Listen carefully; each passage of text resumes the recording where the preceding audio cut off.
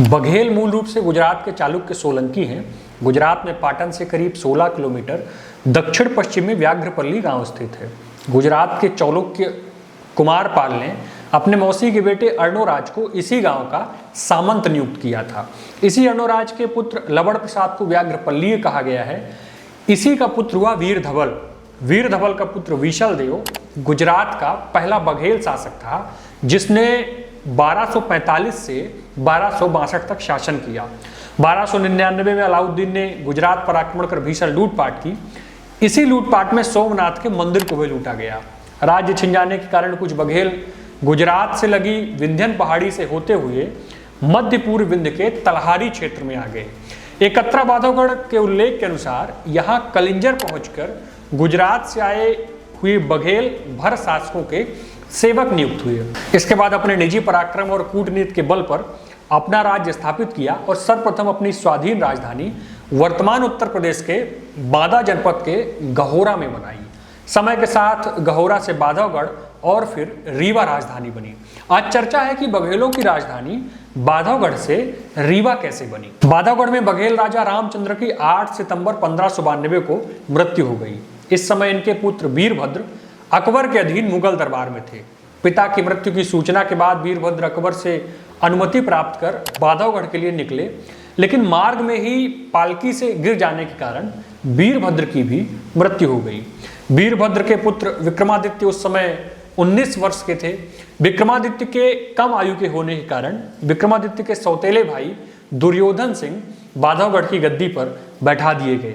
दुर्योधन सिंह को राज्य के बघेल सरदार राजा के रूप में स्वीकार नहीं करते थे, क्योंकि दुर्योधन सिंह वीरभद्र की रखैल के पुत्र थे। आपसी स्वार्थपरता एवं असंतोष के कारण राज्य में अशांति का माहौल हो गया। क्रांति जैसे हालात हो गए।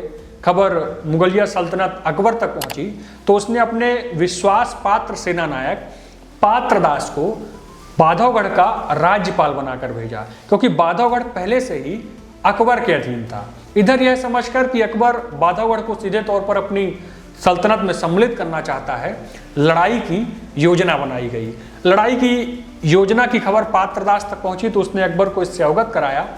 अकबर ने सहायतार्थ सेना भेजकर पात्रदास को बांधवगढ़ की देखरेख का आदेश दे दिया गया। इस संदर्भ में कुछ इतिहासकारों का दूसरा मत यह भी है कि पात्रदास के बांधवगढ़ पहुंचने पर राज्य के कुछ लोगों ने निवेदन किया कि वह विक्रमादित्य को दिल्ली भेज दे, जिससे राज्य में शांति स्थापित हो जाएगी और बांधवगढ़ पर आक्रमण ना करे।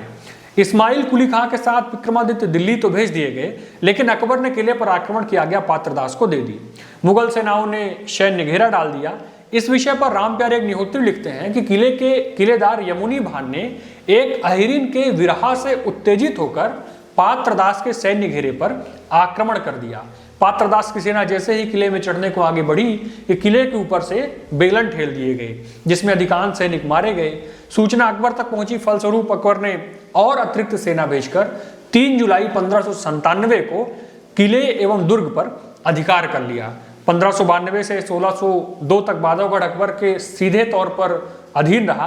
पात्रदास को बांधवगढ़ में मुगल फौजदार बना दिया गया। अकबर दरअसल चाहता था कि बांधवगढ़ का राजा किसी ऐसे व्यक्ति को बनाया जाए जो उसके ही इशारों पर नाच सके। अब तक विक्रमादित्य भी वयस्क हो चुके थे, लेकिन अकबर ने 1602 में दुर्योधन सिंह को पुनः बांधवगढ़ का राजा बनाकर किले एवं दुर्ग वापस कर दिए।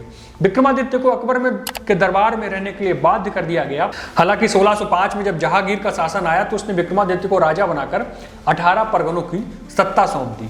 1617 में दुर्योधन सिंह का विवाह भदावर के बदन सिंह की रखैल की पुत्री के साथ हो जाने से दुर्योधन सिंह को राज्य के सरदारों के विरोध के फलस्वरूप अपना राज्य छोड़कर ससुराल में बस जाना पड़ा।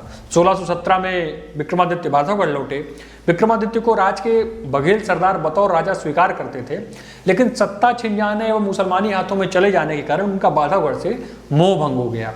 शिकार खेलते खेलते वर्तमान रीवा की प्राचीन बस्ती रणबहादुरगंज पहुंचे। बीहर बिछिया के संगम पर इस्लाम शाह द्वारा बनाए गए एक अधूरे किले को देखकर अपनी राजधानी यहीं बनाने का इरादा विक्रमादित्य सिंह ने कर लिया। किले की मरम्मत कराकर भीतर ही एक बस्ती आबाद कराई गई, जिसे उपरहटी कहते हैं। इस तरह से बघेलों की राजधानी बांधवगढ़ से रीवा हो गई। अगली मुलाकात पर आपसे चर्चा होगी कि गुजरात के बघेल विंध्य में क्यों आए और कैसे गहोरा और बांधवगढ़ बघेलों की राजधानी बन गई। चलते चलते एक निवेदन यह है कि यदि आप ये वीडियो इंस्टाग्राम या फेसबुक पर देख रहे हैं तो यूट्यूब पर जाइएगा और सर्च करिएगा चकाचौंध और हमारे चैनल को सब्सक्राइब कर लीजिएगा। ये बात मैं इसलिए कह रहा हूँ क्योंकि इंस्टाग्राम और फेसबुक की अपनी टेक्निकल लिमिट होती हैं, वहाँ हम हाई क्वालिटी की वीडियोस अपलोड नहीं कर पाते हैं। इसलिए आप तक वीडियो सुगमता रूप से पहुँचे, उसी रूप में पहुँचे जिस रूप में हम पहुँचाना चाहते हैं। इसके लिए ज़रूरी है कि आप हमारे चैनल को यूट्यूब पर सब्सक्राइब कर लें। प्रणाम।